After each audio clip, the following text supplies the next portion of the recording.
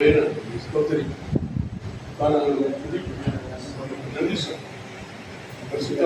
ஒரு நாளில் மத்திய நல்ல உடைய வார்த்தைகளை கேட்கும்படி கத்த நீங்க கிருபிச்சு உங்க நாமத்தை நீங்க மையப்படுத்த இயேசு கிறிஸ்து நாமத்தில் வேண்டிக்கிறேன். ஒரு வசனத்தை மாத்திரம் வாசிப்போம். சங்கீதம் 85:12. சங்கீதம் 85:12. கர்த்தர் நன்மையானதை தருவார், நம்முடைய தேசமும் தன் பலனை கொடுக்கும். சங்கீதம் 85:12 போட்டிருக்கு. கர்த்தர் நன்மையானதை தருவார், தன் தேசமும் தன்னுடைய பலனை தரும் அப்படின்னு சொல்லி இந்த வசனத்தில் வாசி. வெளி தேசத்திலிருந்து வந்து இந்த நம்முடைய தேசத்துல அவங்க கர்த்தருடைய வார்த்தையை சொல்வதற்கு கர்த்தர் அவங்களுக்கு செய்த பாசமாக செய்த கிருபைக்காக ஆண்டவருக்கு நன்றி சொல்லுகிறேன். கர்த்தர் அவங்களையும் ஆசீர்வதித்து ஊழியத்தை எல்லாவற்றையும் கர்த்தர் ஆசீர்வதித்து அவங்களுக்கு நன்மையானது தருவார். தொடர்ந்து எனக்கு திருப்பூர்ல ஆலயம் கட்டுவதற்காக இடம் வாங்குவதற்கு மற்ற காரியங்களுக்காக தொடர்ந்து என்னுடைய பணியை செய்து கொண்டே இருக்கிறேன். நேற்று கூட நான் சேலத்துலன்னு 2 மணிக்கு தான் வரணும். எல்லாரும் வர முடியல. நான் அங்கேயே தங்கிட்டு பவானியில் தங்கிட்டு காலையில 5 மணிக்கு கிளம்பி நான் வந்து எப்படியாவது பாஸ்டர் கூட்டத்தில் கலந்து கொள்ளணும், அவங்க பாஸ்டரமா பார்க்கணும், மலேசியாவிலேருந்து வந்திருக்காங்க, அவங்கள பார்த்து ஒரு ஜெபம் பண்ணிட்டு போகணும் அப்படி சொல்லி தான் நான் இவ்வளோ பிரயாசப்பட்டு இப்படி தொடர்ந்து தொடர் வேலையில் ஊழியத்தின் வேலையும் கூட வருவதற்கு கற்று எனக்கு கிருபை செஞ்சேன். இப்போ நான் காலையில் 4 மணிக்கு எழுந்திரிச்சு நான் தேவனுடைய சமூகத்தில் நான் ஜெபம் பண்ணிட்டே இருக்கேன். ஏதாவது ஒரு வார்த்தை நீங்க சொன்னீங்கன்னா அது வருகிற ஜனங்களுக்கு பிரயோஜனமா இருக்கும். வெளி தேசத்திலிருந்து வந்திருக்கிற இந்த ஊழியக்காரங்களுக்கு அது பிரயோஜனமா இருக்குன்னு சொல்லி வசனத்தை என்னோட முன்பாக எனக்கு படிச்சுட்டது. சங்கீதம் 85:12 சொல்றது கர்த்தர் நன்மையானது தருவார்.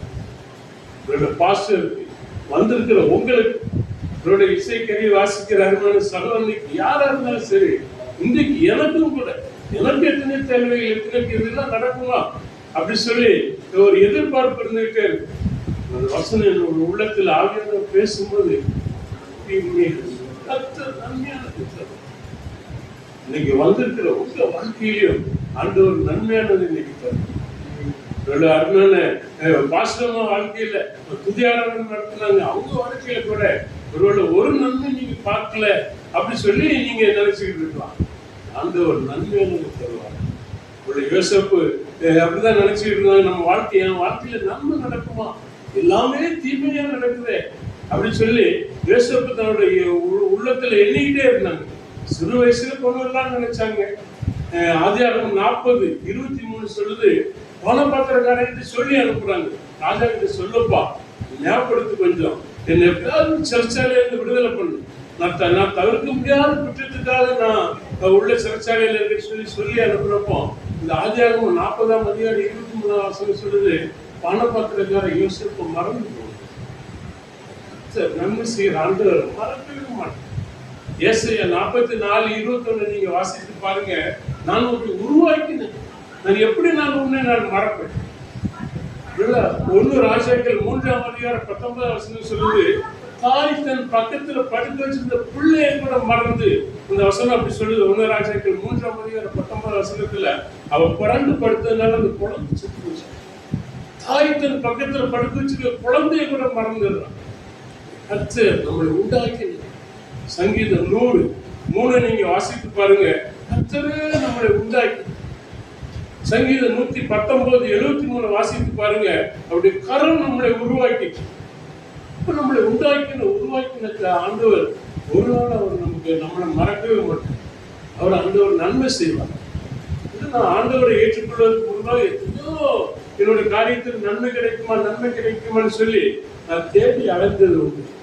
தந்தி பத்திரிகையில இன்னைக்கு பழனியில தேர் இழுக்கிறாங்க, அங்க தேர் இழுக்கிறாங்க அப்படின்னு சொன்னா நான் கால்நடையா நடந்து போவேன். இங்க ஈரோட்ல இருந்து பழனிமலை. அப்படியெல்லாம் தெய்வங்களை தேடி போய் ஒரு நன்மையும் பெற்றுக்கொள்ளவே. நம்ம தெய்வங்களை தரிசிப்பதற்கு நம்ம தானே தேடி போகணும். ஆமாவா இல்லையா? பேச மாட்டேங்கிறீங்க. கடவுளை பார்ப்பதற்கு தெய்வங்களை தேடி நம்ம தான் போகணும், மனுஷங்க தான் போகணும். இயேசு மட்டும் அவர் நம்மளை தேடி வருவார். தேடி வருகிற ஒரு தேடி வந்து நம்மளை ஆசீர்வதிப்பார். இதை நான் எப்போ உணர்ந்துக்கிட்டேன் அப்படின்னு சொன்னா, நான் உணர்ந்துக்கிட்டேன்.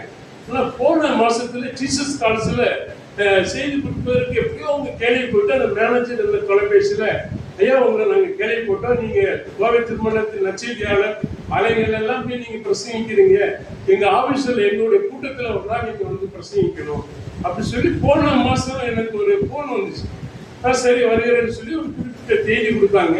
அந்த தேதியில ஒரு சின்ன குழு கொடுத்தாங்க. ஐயா ரகசிய கிறிஸ்தவங்க நிறைய பேர் வருவாங்க, சுகம் பெறுவதற்காக நிறைய பேர் வருவாங்க, நீங்க அதுக்கு தகுந்த மாதிரி நீங்க ஜோம் பண்ணிட்டு வாங்கயா அப்படின்னு தான் அவங்க சொன்னாங்க. அப்படி சரி நான் தேவ சமூகத்துல நான் ஜோம் பண்றேன். பெரிய நிறுவனத்துல இருந்து கூப்பிட்டுருக்காங்க, இருந்து கூப்பிட்டுருக்காங்க, 4 கூட்டம் வருவாங்க. அவங்க ஆபீஸ்ல பேசுறோம், இந்த டிசிஎஸ் நகர சாம் கமலேஸ்வரி இப்படி பெரிய பெரிய தேவையோட மனிதர்கள் பேசின இடத்துல இருந்து நம்ம பேசுறோம்னு சொல்லி நான் ஜோம் பண்ணிக்கிட்டே இருக்கேன். அந்த ஒரு ஏதாவது நீங்க சொல்லுங்க, அந்த வார்த்தையை சொன்னா அந்த ஜனங்களுக்கு பிரயோஜனப்படும் அப்படி சொல்லி நான் வார கணக்கில் ஜோம் பண்ணிக்கிட்டே இருக்கேன். ஆண்டவர் ஒரு நாள் ஒரு வார்த்தை சொன்னாங்க, அதெல்லாம் புரிஞ்சுக்கிட்டேன்.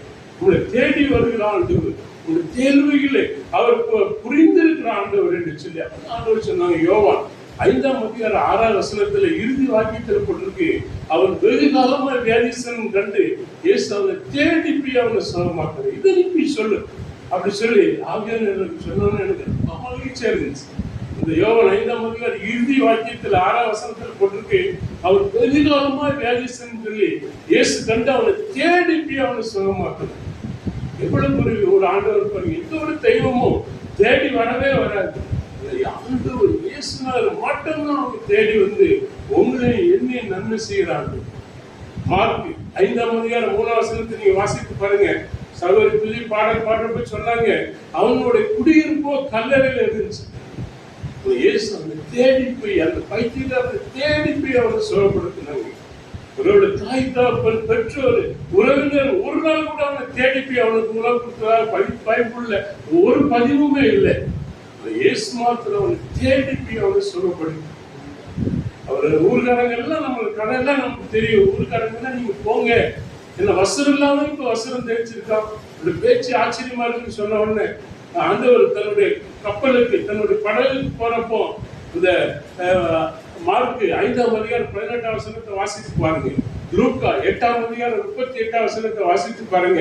ஆண்டவரே நானும் வரேன், ஆண்டவரே என்னையும் சேர்த்துக்கிடுங்க, நானும் உங்களையும் செய்ய வரேன், என்னையும் சேர்த்துக்கிடுங்க அப்படி சொல்றது. அந்த வசனத்தை வாசிக்கும் போது எனக்கு இரவு நான் என்னோட வேலையை முடிச்சுட்டு வந்து நான் 2 மணிக்கு வாசித்தா கூட எனக்கு இந்த வசனத்தை வாசிக்கிட்டு இருந்து எனக்கு அல்லையா ஒரு பைத்தியக்காரன், ஆண்டவரே என்னையும் சேர்த்துக்கிடுங்க ஊழியத்துக்கு, நானும் வரேன் அப்படி சொல்லி அவங்க புரிந்து போகிறான்.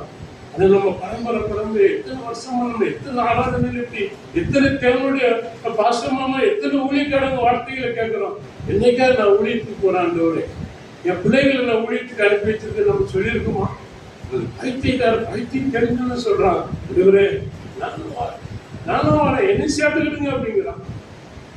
இயேசு சொன்னா வேண்டாப்பா, நீ இவ்வளவு நாள் கலந்து வீட்டுக்கு போன்னு சொல்லி வீட்டுக்கு போனதாக பைபிள்ல எழுதவே இல்லை. லூக்கா 8:38, மார்க் 5:18-20 வாசித்து பாருங்க. அவர் தெக்கப்போடி நாடு முழுவதும் இயேசு நல்லவர்னு சொல்லி பிரசங்கித்தார். அவருடைய வார்த்தைகளை கேட்டு ஜனங்கள் ஆச்சரியப்பட்டாங்களாம்.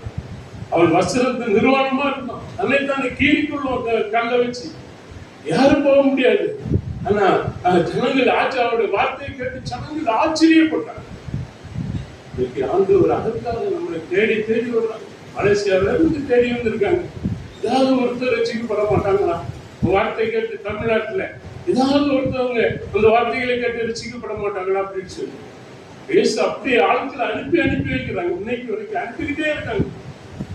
நம்ம தான் இன்னும் மனம் திரும்பவே மாட்டேங்கிறோம், இன்னும் ரசிக்கப்படவே மாட்டேங்க.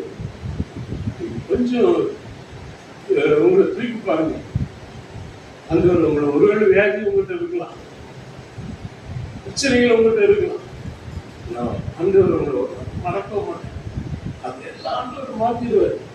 நீங்க இயேசுக்காக நீங்க நின்னீங்கன்னு வைங்க, ஆண்டவர் அதை எல்லாம் மாத்திடுவார். கடன் பிரச்சனை எல்லாம் மாறிடும். உங்களுக்கு பிரச்சனை எந்த பிரச்சனையா இருந்தாலும் கோர்ட்டு பிரச்சனை எதா இருந்தாலும் உங்களுக்கு மாறிடும். நிறைய ஆண்டவர் சிறப்படுத்துவார். ஒரு பிரசங்கம் முடிஞ்ச உடனே அந்த ஜீசஸ் கால்ஸ்ல ஒரு 200-300 லைன்ல வந்து ஜெபம் பண்ணாங்க. ஐயா இயேசு என்னோட பேசினார், ஐயா என்னோட பேசினார். எனக்கு ஆச்சரியமா இருந்துச்சு. நான் இயேசு பேசுவாரா, இவர் என்ன தேடி வருவாரான்னு சொல்லி நினைச்சேன். நிறைய ஜெபம் பண்ணாங்க, சொன்னாங்க இந்த வார்த்தைகளை. எனக்கே ஆச்சரியமா இருந்துச்சு. என்னோட ஆண்டவர் பேசினார் ஐயா, அவருடைய வசனம் என்னோட பேசி அப்படி சொல்லி வந்து ஜெபம் பண்ணிட்டு போனாங்க. ஆண்டவர் அப்படிச்சு ஆண்டவருக்கு அறியாது. நாங்கள் நாமம் போடுவோம். தூத்துக்குடி மாவட்டத்தில் சின்ன கிராமம் தான். என்னுடைய தாய் வந்து பக்தியில் அப்படி இப்படின்னு சொல்ல முடியாது. வெள்ளிக்கிழமை மீன் குழம்பு வைக்கிற அந்த ஒரு மண் சட்டி வச்சிருப்பாங்க, அதை வந்து வீட்டுக்கு வெளியே வச்சிருவாங்க. நம்ம அப்படி யாராவது பார்ப்போமா? வெள்ளிக்கிழமை வந்தா மீன் குழம்பு வைக்கிற சட்டியை கூட வீட்டுக்குள்ள வைக்க மாட்டாங்க, வெளியே வந்து வீட்டுக்கு வெளியே கமுத்தி வச்சிருப்பாங்க. அன்னைக்கு சாப்பிட மாட்டாங்க. குளிச்சுட்டு நாமம் போட்டுட்டு அவங்க சாமி வேண்டுதல் பண்ணுவாங்க. நாங்களும் கோயில போயிட்டு அந்த மணி அடிக்கிறப்போ நாம போட்டு வர்றதுன்னா அன்னைக்கு ஒரு ஆப்பா குழம்பெல்லாம் கிடையாது, கூட்டெல்லாம் கிடையாது, ஒரு சோறு மட்டும் கஞ்சியோட கிடைக்கும். அதுவும் கிடைக்காது. அன்னைக்கு அப்படியே எட்டி பார்ப்பாங்க. நான் இன்னொரு சுற்றிட்டு அப்படியே வருவேன். கரெக்டாக மணி அடிக்கிறது சத்தத்தை கேட்டு வந்துடும். அப்போ உனக்குலாம் கிடையாது, இன்னைக்கு நீ கோயிலுக்கு போகல அப்படின்ட்டுருவாங்க. எங்கள் அப்பா பார்த்து நான் தரப்போம் உனக்கு அப்படின்னு. இப்போ பாருங்க, அவ்வளோ பக்தி உள்ளவங்க. நல்ல ஒரு நாள் என்னை தேடி வந்ததுனால, அவர் எனக்கு நன்மை செய்ததுனால இன்னைக்கு என்னுடைய வியாபாரத்தையும் அந்த ஒரு ஆசீர்வாதம் ஆயிட்டிருக்கிறேன். இன்னைக்கு வெளி தேசத்துக்கு எக்ஸ்போர்ட் பண்ற அளவுக்கு ஒரு சாதாரண மிச்சர் வியாபாரத்தையும் ஆண்டவர் ஆசீர்வாதம் வச்சிருக்காரு. ஊழியத்திலையும் ஆண்டவர் நினைக்காத அளவுக்கு ஆண்டவர் திருச்சபையில தொடர்ந்து போன மாசம் ஃபுல்லா, அடுத்த மாசம் ஃபுல்லா ஆலயங்கள்ல பேசுவதற்கு, திருப்பூர் ஃபுல்லா பேசுவதற்கு பாஸ்டர்ஸ் கூப்பிட்டுட்டே இருக்கேன். நம்ம யாருன்னு தெரியாது. ஆண்டவர் அவருடைய ஊழியத்துக்கு வியாபாரத்தையும் நம்ம செய்தாலும் ஆண்டவர் நமக்கு நன்மை செய்கிறார். இந்த வசனம் அப்படிதான் இருக்கு. அவர் நன்மையானதும் தருவார். பேசுகிறார் கர்த்தர் நன்மையானதும் தருவார். அவர் நம்மை உருவாக்கினார், அவர் நம்மை உண்டாக்கினார். சங்கீதம் 103 நீங்க வாசித்து பாருங்க. அவரோட அக்கிரமங்கள் எல்லாம் மன்னித்து உங்க வியாதி சுகப்படுத்தும். வசனம் அப்படிதான் இருக்கு. அவரோட அக்கிரமங்கள் எல்லாம் மன்னித்து உன் வியாதி சுகப்படுத்துவார்கள். என்ன அக்கிரமம் இருக்கு, என்ன உங்களுக்கு என்ன வியாதியா இருந்தாலும் சரி, நீங்க ஒப்பு கொடுங்க. நான் ஊழியம் செய்வேன், நான் ஜெபம் பண்ணுவேன், என்னோட தேசத்துக்கு நான் ஜெபம் பண்ணுவேன், இந்த கோயம்புத்தூருக்கு நம்ம ஜெபம் பண்ணுவேன். பாடலாளர்கள் பாசல்கள் சொல்லுவாங்க, சொல்லிட்டு போனாங்க. நான் இருந்து பாத்துக்கிறது என்ன கொஞ்சம் சவுண்ட் வச்சீங்கன்னா அதுல இப்பவே போலீஸ் கூட்டிட்டு வந்துருக்காங்க. நான் அதை பலமுறை கூட்டிட்டு வந்திருக்காங்க. எனக்கு தெரியும். அப்படிதானே பஸ் ஒரு பக்கத்துல இருந்து காய் பண்ணிட்டே வந்துட்டோம். அப்போ போலீஸ்காரங்க கூட்டிட்டு வந்தாங்க. இன்னும் ரசிக்கப்படல நம்ம கோயம்புத்தூர் மாவட்டம். கோயம்புத்தூர்ல 295 கிராமம் இருக்கு. ஒவ்வொரு நாளும் அதிகாலை எழுந்திரிச்சோம். 295 கிராமம் இருக்கு. 295 கிராமத்திலேயே ஆலய மணிவாசம் கேட்டோம். 11 தாலுகா இருக்கு. பாசனுடைய சர்ச்சு 11 தாலுகாவிலே இருக்கும். அப்படிப்பட்ட சிந்தனை நம்மளுக்குள்ள ஓடி இருக்கு. ஒரு 45 லட்சம் பேர் இருக்காங்க கோயம்புத்தூர்ல. அதுல ஒரு 5 லட்சம் வரல கிறிஸ்தவங்க இருக்காங்க. நான் காலையில எழுந்திரிச்சு அழுதுகிட்டே தமிழ்நாட்டுல 9 கோடி பேர் இருக்காங்க. இந்தியாவில் 146 கோடி மக்கள் இருக்காங்க. ஆண்டவரே, எங்க கோயம்புத்தூர்ல 45 லட்சத்துல 5 லட்சம் தான் கிறிஸ்தவங்க. இந்த எண்ணிக்கை ஏறுமோ? ஆண்டவர் இந்த எண்ணிக்கை எப்ப ஆண்டவர் சொல்லி ஏறும்? என்ன ஜெபம் பண்ணும், என்ன ஜெபம் பண்ணும்? இப்போ உங்களுடைய ஜெபம், நம்முடைய ஜெபம் காரணங்கள்லாம் பக்கத்தில் இருக்கவங்க எப்படி சொல்றாங்க? வேற வெளியே மாநிலங்கள் அப்படி சொல்ல முடியுமா? ஜெபம் பத்தல, இன்னும் அவங்களாம் ரசிக்கப்படல. பக்கத்தில் இருக்கவங்களே இந்த நன்மை இன்னும் பெற்றுக்கொள்ளல. இந்த நன்மை தருகிற ஆண்டவர் இன்னும் பெற்றுக்கொள்ளல. அநேகர் வந்து சொல்லமடைந்து போனான்னு வைங்க. அவங்க ஐயா பாஸ்டர் எனக்கு நீங்க ஜெபம் பண்ணுங்க, என் பிள்ளைக்கு கேன்சர் இருக்கு, என் பிள்ளைக்கு வியாதி இருக்கு, நீங்க ஜெபம் பண்ணுங்கன்னு சொல்லி அவங்க முழங்கால போடுவாங்க. இன்னும் நம்முடைய ஜெபம், நம்முடைய வல்லமை, நம்முடைய வைராக்கியம், நமக்கு பவர் இன்னும் நீங்க வாங்கிக்கல. அதனால நம்ம தேடி வர மாட்டேங்கிறோம்.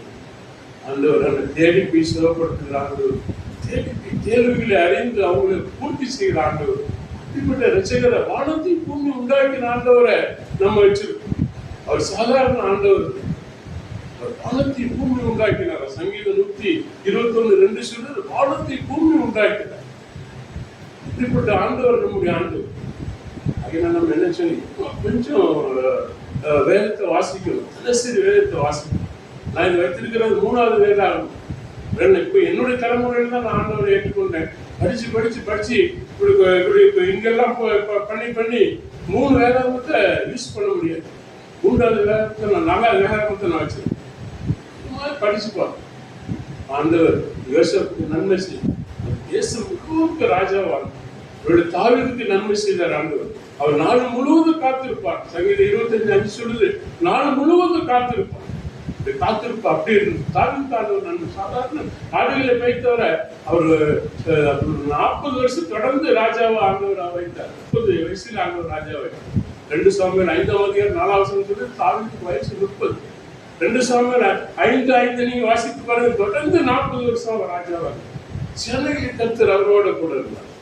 அப்படி நம்மளோட கூட ஆண்டவர் இருந்தா, ஆண்டவர் எனக்கு செய்த நன்மை உங்களுக்கு ஆண்டவர் நன்மை செய்யும். காத்திருக்கணும், வேதத்தை வாசிக்கணும். இன்னும் தாவீது ஒன்னை சொல்லி நான் முடிச்சிடுறேன். இன்னும் தாவீது அழகா சொல்ற சங்கீதம் 119 113 வாசித்து பாருங்க. 119 114 வாசித்து பாருங்க. ஆண்டவர் வசனத்துக்கு காத்திருக்கிற வீண் சிந்தனையை நான் வெறுத்து இந்த வேதத்தினுடைய பிரியமா இருக்கு. இந்த மொபைல் இன்னைக்கு நம்ம போட்டு அது ஒரு ஸ்டேட்டஸை போட்டு